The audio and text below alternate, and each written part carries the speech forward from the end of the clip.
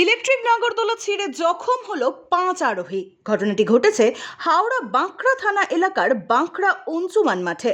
জানা গিয়েছে শুক্রবারে বাঁকড়া অঞ্জুমান মাঠে একটি মেলা চলছিল, আর সেই মেলার ইলেকট্রিকের নাগরদোলা ছিঁড়ে কমপক্ষে 5 জন জখম হয়।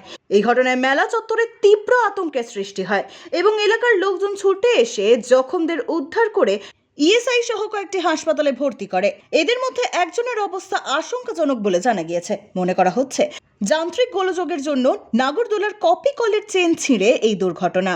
ওই ওপরে ছিল, ঝুলছিল, ওরা স্পিডে ঝুলাচ্ছিল, ঠিক আছে। এবার অনেক দূর চিলিয়েছে কি আস্তে ঝোলাও, এবার ভেঙে মাথার ওপরে পড়েছে।